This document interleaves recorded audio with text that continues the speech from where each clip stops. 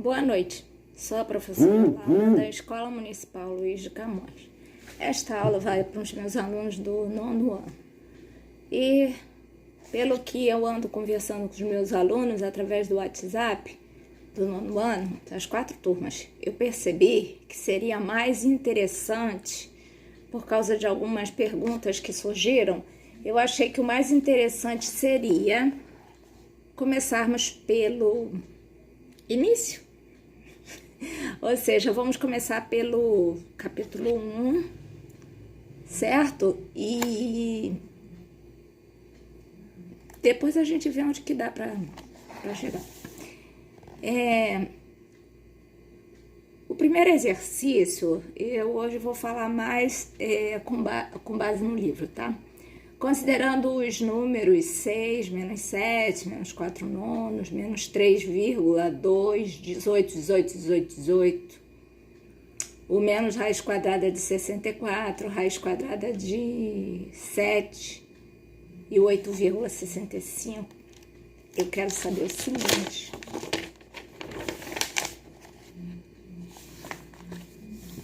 Quais desses números são naturais? Quais são inteiros, quais são irracionais, quais são racionais e quais são inteiros. Muitas vezes os alunos esquecem dessa parte. Mas não vai ser nada difícil, mesmo porque isso é uma revisão. Espero que vocês estejam lembrando de tudo, né? Bom, lembrando, os números naturais 0, 1, 2, 3, 4, 5, 6, 7, 8, 9, 10, 11, 12, 13, 14 e 15. As crianças adoram ficar contando esses números, né? Só que geralmente eles começam do 1, tá? Mas então os números naturais estão aí. Os números inteiros, o que acontece? Eles vão englobar todos os números naturais e eu vou incluir o menos 1, menos 2, menos 3, menos 4, menos 5, menos 6, menos 7...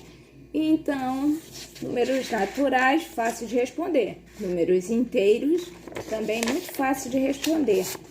Só que, se eu escrevo 9 terços, esse número é natural? Sim, pois ele é o 3.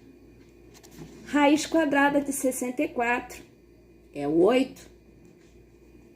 50 dividido por 2, 50 meios, é o 25. Raiz quadrada de 144 é o 12. Raiz quadrada de 256 é o 16. Raiz quadrada de 361 é o 19. Raiz quadrada de 169 é o 13. Então, vocês viram que não é tão simples assim indicar os números naturais, porque você tem que fazer uma continha às vezes. Mas é fácil. Vamos verificar alguns números inteiros. Ó, menos raiz quadrada de 144 é o menos 12. Menos 9 terços é o menos 3. Raiz quadrada de 64 é o 8. 9 terços é o 3, raiz quadrada de 144 é o 12. Vocês viram que eu coloquei aqui, ó, números opostos ou simétricos. São os números inteiros. Bom, então recapitulando, números naturais 0, 1, 2, 3, 4, 5, 6, 7, 8, 9, 10, 11, 12, 13, 14, 15, 16, reticências. Números inteiros... Também temos o 0, 1, 2, 3, 4, 5, 6, 7, 8, 9, 10, 11, 12, 13, 14, 15, 16, 17, 18, 19, 20, reticências. Mas inclui-se também o 0, menos 1, menos 2, menos 3, menos 4, menos 5, menos 6, reticências. Agora vamos para os números racionais. Começar com os exemplos. 3 quartos. Está escrito na forma de fração. E aí... você tem a divisão de 3 por 4, que eu escrevi errado aqui. Poxa, vou consertar isso aqui. 0,75. Ah, Ah, como é que eu encontrei 0,75? Ou você faz o 3 dividido por 4, ou você lembra daquela historinha que eu contei. Ah, eu vou lembrar para vocês a historinha. Então, para saber se o número é racional, ele tem que poder ser escrito. Por que que eu falo ele tem que poder ser escrito e não ele está escrito? Porque você pode ter alguém que você vai ter que fazer essa conta para chegar nisso, tá? Então, você, no número escrito em forma de fração, você tem o numerador e tem o denominador. Para ele ser racional, tem que acontecer o seguinte: esse número aqui, ele tem que ser um número inteiro. E esse número aqui também tem que ser um número inteiro, mas não pode ser o zero. Denominador sendo zero, só se você for fazer uma faculdade. Aí você vai saber o que acontece. Certo? Mas não vou entrar na parte filosófica agora da coisa, tá? Então, você se escrever na forma de fração, aqui tem que estar um número inteiro e aqui tem que estar um número inteiro diferente de zero. Não necessariamente vai estar assim para você identificar se o número é racional ou não. Talvez você tenha que fazer um cálculo para chegar nisso. Então, nós vamos lembrar algumas coisinhas.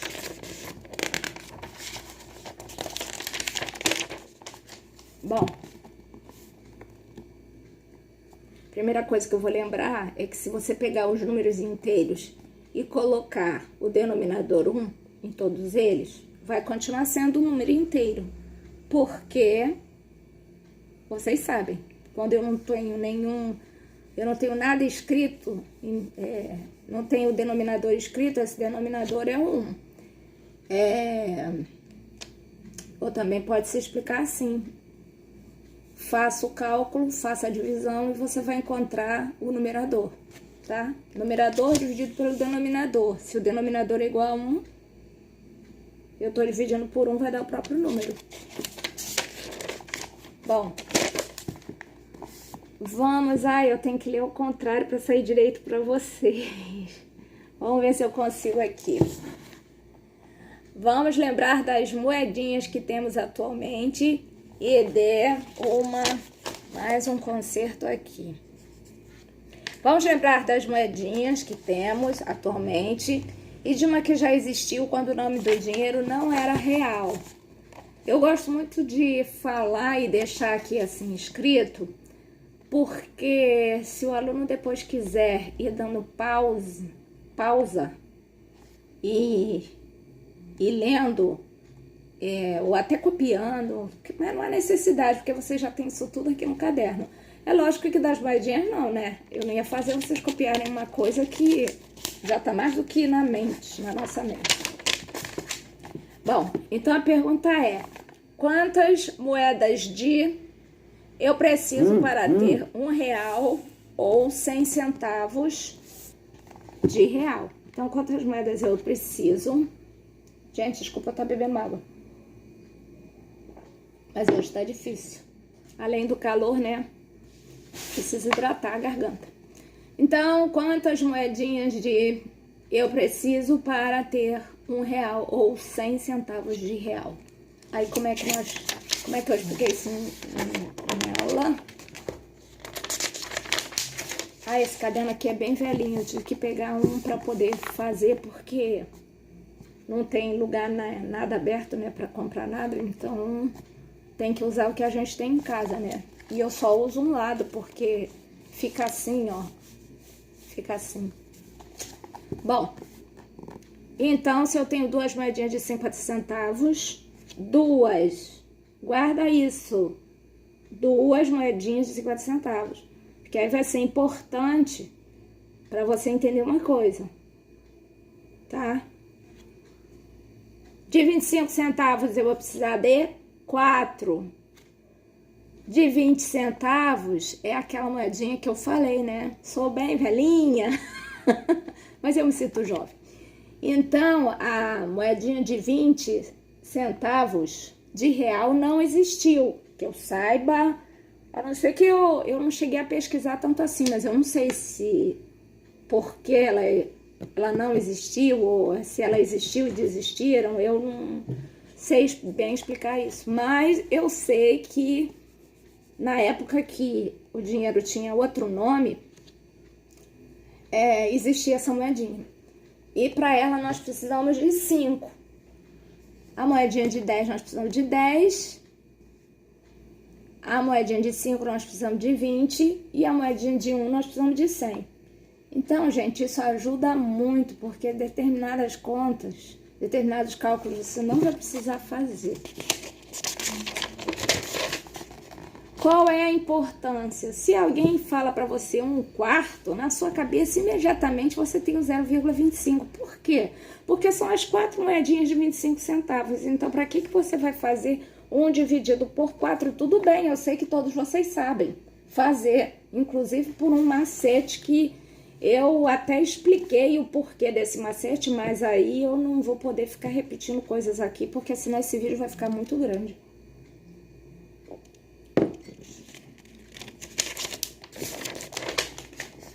Bom, então, 1/4, uma moedinha de 25 centavos, 0,25. 2/4 são 2 moedinhas de 25 centavos, 50 centavos. E 3/4 são as 3 moedinhas de 25 centavos, 75 centavos. Olha que fácil. 1/5, uma moedinha de 20 centavos. 2/5, 2 moedinhas de 20 centavos, 40 centavos. 3/5, 3 moedinhas de 20 centavos, 60 centavos. E 4/5, 4 moedinhas de 20 centavos, que dá 80 centavos. Ah, professora, eu não tô gostando muito disso, não. Então, não tem problema, você faz 1 dividido por 4, 2 dividido por 4, 3 dividido por 4, 1 dividido por 5, não tem problema nenhum. Certo? Porque vocês sabem fazer conta de dividir, não tem problema não. Bom, aí no caso do 1/7, a gente não tem essa moedinha de 7 centavos. E uma coisa mais interessante ainda é que quando você faz essa divisão aqui, olha bem, nunca o resto será igual a 0. E o que que acontece aqui? Ó, chegou aqui, começou a dar 1 de novo. Aí depois vai sobrar 3, depois vai sobrar 2, e vai repetindo, repetindo. Então, o 1/7 é aquela dízima periódica, que a parte que se repete, a gente coloca esse tracinho aqui em cima. A dízima periódica também é um número racional, porque veja bem, 1 é um número inteiro, 7 é um número inteiro. Portanto, se na forma de fração eu posso escrever assim, número inteiro aqui, diferente de 0, então é um número racional, tá bom? Aí, agora vamos para os irracionais. Bom, raiz quadrada de 1 dá 1, não é um número irracional. Agora, raiz quadrada de 2, raiz quadrada de 3 são números irracionais. A raiz quadrada de 4 é igual a 2, não é um número irracional. Mas a raiz quadrada de 5, a raiz quadrada de 6, raiz quadrada de 7, raiz quadrada de 8 são números irracionais. A raiz quadrada de 9 é igual a 3, não é um número irracional. Vocês viram aqui, ó, como é que acontece isso? Ah, professora, a senhora não provou que a raiz quadrada de 2 é a raiz quadrada de 3. Eu não posso escrever como uma fração, com o numerador sendo um número inteiro e denominador sendo um número inteiro diferente de 0, mas a questão não é essa aqui. Eu só tô dando exemplo. Nós estamos no 9º ano. Nem tudo a gente eu vou conseguir falar para vocês. Muita coisa eu vou provar com vocês. Vocês vão amar a da equação de 2º grau. É muito lindo. Inclusive, gente, quando eu fui fazer um concurso para um determinado colégio, que eu não vou dizer o nome aqui, claro, né? Olha, uma questão que teve foi essa, e eu não fazia aquilo há muito tempo, mas eu consegui fazer. Por quê? Porque eu tive um professor, na época não era 9º ano, era 8ª série, que ele ensinou como é que fazia aquilo. E eu achei aquilo tão emocionante que nunca mais eu esqueci.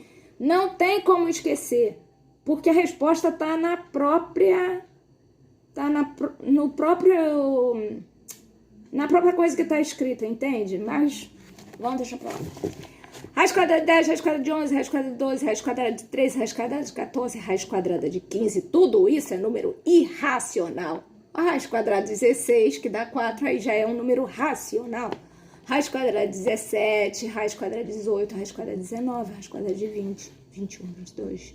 Raiz quadrada de 21, raiz quadrada de 22, raiz quadrada de 23, raiz quadrada de 24. São números irracionais. Raiz quadrada de 25, que dá 5, número irracional. Interessante, é porque não dá para mostrar para vocês, mas o Zorro tá bem aqui do lado na escada. Tá do lado não, ao lado, né? Aqui na escada, só assistindo a aula também, né? Não sei se ele tá aprendendo, mas de repente ele tá, né? Vamos fazer uma aproximação agora. Eu já tinha feito em aula com vocês, vou fazer aqui novamente. Raiz quadrada de 15. Entre quais inteiros ele está? Não precisa fazer nada para saber isso. Porque esse número é pequeno. Se o número for maior, aí tem que fazer uma coisinha que depois eu falo com vocês. Raiz quadrada de 9, raiz quadrada de 16. O 15 está entre elas duas. Ou seja, ele está entre o 3 e o 4. Aí você faz aqui a reta numérica.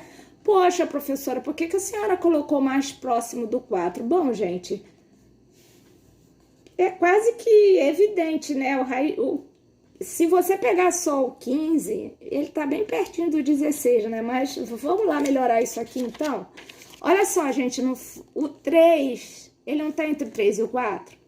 Então, vamos fazer agora as multiplicações com 3,1, 3,2, 3,3, 3,4, 3,5, 3,6, 3,7, 3,8, 3,9.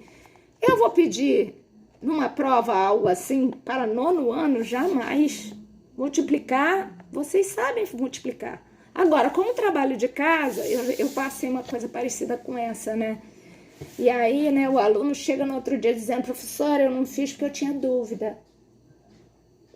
Ai, gente, foi tão engraçado, porque eu falei assim, nossa, você ainda não sabe multiplicar? Ou seja, eu sei que ele sabe multiplicar, né? Então, ele não fez, não foi porque ele teve dúvida, foi por causa de porque houve algum outro motivo. Então, às vezes o aluno nem lê o trabalho de casa. Poxa, gente, vamos lá, né? Temos que fazer. Mas você já tem isso no caderno. E a maioria fez, né? Então, acho que quando eu falo maioria, mais de 90%. Esse ano eu tô com umas turmas excelentes, né? Nos outros anos também, mas é que, às vezes, trabalho de casa, às vezes o aluno fica com tanta coisa para fazer que ele diz que, eu não fiz porque tinha trabalho de outros professores e tal. Poxa vida, será que ele também diz para outra professora que ele não fez porque ele tinha trabalho de outras professoras, me incluindo? Isso é complicado, hein? Bom, gente, então, depois que eu faço todas essas multiplicações aqui, que vocês estão vendo que é o 3,1 ao quadrado, né? Fatores iguais. Eu encontro vários números. E eu sei que o 14,44, depois tem o 15, para não falar errado, 14,44, 15,21. Então, o 15 está entre esse e esse. Se o 15 está entre esse e esse, olha o que eu posso dizer, que a raiz quadrada desse é menor que a raiz quadrada do 15, que é menor que a raiz quadrada desse. Logo, ele está entre esse e esse, porque a resposta dessa raiz quadrada aqui é 3,8. E a resposta dessa raiz quadrada aqui é 3,9. Aí, ó. Aí, como que eu escrevo aqui? Da onde eu tirei o 14,44? Daquelas contas que eu acabei de mostrar. E da onde eu tirei esse? Também daquelas contas. Então, raiz quadrada de 15 é entre 3,8 e o 3,9. Agora, vamos dizer uma coisa. Se eu pedisse, eu quero o valor da raiz quadrada de 15 com a aproximação de uma casa decimal. Você ia me responder 3,8 ou 3,9? Você ia responder 3,8, porque 3,9 passou do valor. Então, quando você quer um valor aproximado, você nunca passa do valor que você quer. Tem que ser sempre o menor. Aí, agora eu resolvi que eu quero com duas casas decimais. Então, eu vou pegar 3,8, que é o menor, e vou, ó, eu coloquei de vermelho aqui o 1, 2, 3, 4, 5, 6, 7, 8, 9, para quem tá com dificuldade de entender, mas eu sei que a maioria tá entendendo, e quem não entender vai me perguntar. Então, 3,81 vezes 3,81 e tal, eu escrevi todos eles até o 3,89 vezes 3,89. Aí eu te pergunto, olha as respostas aqui. E o 15, ele está entre esse e esse. Então, ele está entre esse e esse. Então, o que você vai responder? E qual vai ser a melhor aproximação? 3,87 ou 3,88? O 3,87. Por quê? Porque o 3,87 ainda não chegou no valor da raiz quadrada de 15, ele é menor. Já o 3,88 ultrapassou. Gente, tudo isso é aproximação. Aí você vai dizer, poxa, professora, mas o número 3,87 eu consigo escrever em forma de fração, onde o numerador é um número inteiro e o denominador é um número inteiro diferente de zero. Só que o 3,87 você consegue. Mas a resposta, digamos assim, a localização exata de onde está o raiz quadrada de 15, se você continuar fazendo esse método infinitamente, você vai continuar infinitamente. Porque, desculpa até estar falando isso, mas você vai ficar infinitamente aumentando casas decimais aqui, fazendo as contas. E você nunca vai encontrar esse valor aqui, porque ele é infinito. Ah, professor, então não seria uma dízima periódica? Não seria, porque já foi provado isso, que não acontece. Gente, matemática nesse sentido de númerozinhos assim, você tem que provar, entende? É uma coisa que a gente não entra no assunto aqui, mas isso é verdade. Ele nunca você vai achar ele se repetindo. Então, números reais engloba todos os números racionais e todos os números irracionais, tá? Cuidado com aquilo da outra aula que eu falei, raiz quadrada de 4 é igual a 2. Mas a raiz quadrada de menos 4 só vai ter resposta depois que você estudar os números complexos. E mesmo depois que você estudar os números complexos, se o teu universo forem os números reais, continua não tendo resposta. Não é porque você aprendeu a resposta dele nos números complexos que ele sempre vai ter resposta. Depende. Eu, por exemplo, nesses dias, eu estou aqui em casa, não saio de casa. Saia de casa para ir ao mercado, rápido e volte. Farmácia, rápido e volte. Então, o que acontece? O meu universo, entre aspas, ficou sendo aqui a minha casa. Não adianta eu querer utilizar uma coisa, tipo um caderno lindo, um caderno cheio de borboletas, ou então cheio dos Snoops, que eu gosto muito do Snoopy, mas não adianta eu querer isso. Por quê? Porque eu não tenho como. Eu não tenho aqui na minha casa um caderninho com um Snoopy. Então, eu tenho que usar o que eu tenho. Então, então é isso, mesmo eu sabendo que em alguma loja, em algum lugar, talvez tenha um caderno com Snoopy, vamos supor que tenha. Para mim, eu não tenho, entenderam? Então depende de quem é seu universo.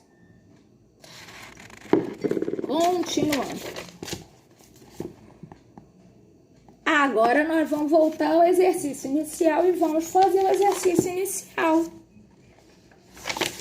Peraí, deixa eu ver aqui. Qual era o exercício inicial? Todos esses números que estão escritos aqui são números reais. Só esse daqui, desculpe, todos eles são números reais. Só esse daqui é irracional, raiz quadrada de 7. Ah, professora, mas e o raiz quadrada e o menos raiz quadrada de 64? Não, porque menos raiz quadrada de 64 é menos 8. Pois é, né? Então, olha só, tudo é real. O raiz quadrada de 7 é o único irracional. E todos, tirando esse daqui, são números racionais. Agora, vamos para os naturais e os inteiros. Bom, aí dos números racionais, que são esses que ficaram aqui, quem será natural e quem será inteiro? Natural só tem o 6, o único positivo ali deles. Eu tô tirando aquele que ficou em forma de fração e não dá uma resposta. 4 nonos, eu acho que é 4 nonos que tá ali. E os números inteiros são o 6, o menos 7 e o menos raiz quadrada de 64. Gente, alunos queridos e amados, e alunas queridas e amadas, presta atenção. Eu escrevi todos aqui. Quando você for resolver, você vai poder escrever isso? Não. Por quê? Porque se você aqui, onde está escrito números racionais, você escreve todos e não como eu escrevi, exceto raiz quadrada de 7, fica muito mais fácil para você identificar depois isso daqui e ver que isso e isso daqui saiu disso daqui, tá? Então, escrevam todos eles. Agora, o 2 eu não vou fazer porque ele pede para dar exemplo de número irracional, que é um exercício que qualquer aluno teria que acertar. É só lembrar daquele exemplo que eu dei, tá? Eu não vou voltar às páginas porque esse vídeo já tá com bastante tempo, né? Então, 3, utilize uma calculadora para você encontrar entre quais números o 408 está. Esse foi outro trabalho que quando eu passei para casa eu fiquei um pouquinho chateada com alguns, aliás, com alguns não, com pouquíssimos alunos que não fizeram, porque eu esperava que 100% fizesse. Por quê? Porque era, poxa, eu ainda ensinei como é que fazia isso na calculadora, que era para fazer em casa, né? Porque na escola não usamos o celular. Sem usar celular na sala de aula, né? Então, aqui, quando eu faço na calculadora, no caso, eu obtive 20,199. Então, o que acontece? Eu vou considerar a parte que está antes da vírgula, que no caso é a parte inteira. No caso, o 0 fica na casa da unidade e o 2 fica na casa da dezena. Então, é o 20. 20 vezes 20 é 400. E 21 vezes 21, que é 441. Então, ele está entre o 20 e o 21. Tão fácil isso, eu expliquei antes. Então, é isso que eu digo, gente. Às vezes, um aluno pode precisar de ponto, pode ganhar mais ponto ou menos ponto. A professora também está observando isso. Está observando se ele participa da aula, e não só se ele participa, mas se ele faz esse tipo de trabalho em casa, que é um trabalho que não tem como você ter dúvida. É como se quando você era do jardim de infância, você levasse, por exemplo, um desenho para pintar e para trazer. É uma coisa que não tem dúvida. Mesmo que saísse meio esquisito, mas você não sabe, não tem como deixar de fazer isso aqui. Bom, vamos lá. Calcule o valor de. Bom, a letra A, B, C e D. Poxa, gente, esse exercício aqui. Eu falei assim, eu lembro que eu fiz esses 4 cálculos aqui no quadro branco. Mas, realmente, qual a dificuldade em fazer uma conta de multiplicação? Esquece a vírgula, depois coloca a vírgula, a resposta vai ter 4 casas decimais, né? Realmente, um trabalho desse daqui, até que vocês gostariam que tivesse isso na prova, né? Porque aí todo mundo ia acertar. Bom, agora eu quero saber o seguinte, qual é a melhor aproximação para o raiz quadrada de 3? É só voltar aqui e ver o seguinte, ó. O raiz quadrada de 3 está entre 1,73 e o 1,74. Né? A resposta, a melhor aproximação é 1,73, porque ainda não chegou e o próximo já chegou. Então, fácil. Bom, e assim eu terminei de falar com vocês no capítulo 1 do livro, Quero pedir desculpa por esses 2 dias que eu não gravei vídeo, né? Que já passaram, mas realmente é muitas coisas assim pra gente fazer. E eu tava pensando e querendo fazer uma coisa que fosse muito boa pra vocês. Não é que fosse boa, não, é que fosse muito boa. Porque nós estamos passando por esse período de muita... a gente não sabe, a gente pede muito a Deus por toda essa situação que nós estamos vivendo. E aí eu sei que vocês já viram essa matéria aqui, né? Nós já fizemos esses exercícios, mas eu procurei explicar tudo novamente, coloquei algumas coisas um pouco diferentes e eu espero o feedback de vocês. Eu preciso saber o que vocês entenderam, o que vocês não entenderam, quais são as suas dúvidas. E que Deus abençoe a todos e até amanhã, se Deus assim permitir. Beijos para todos. Tchau.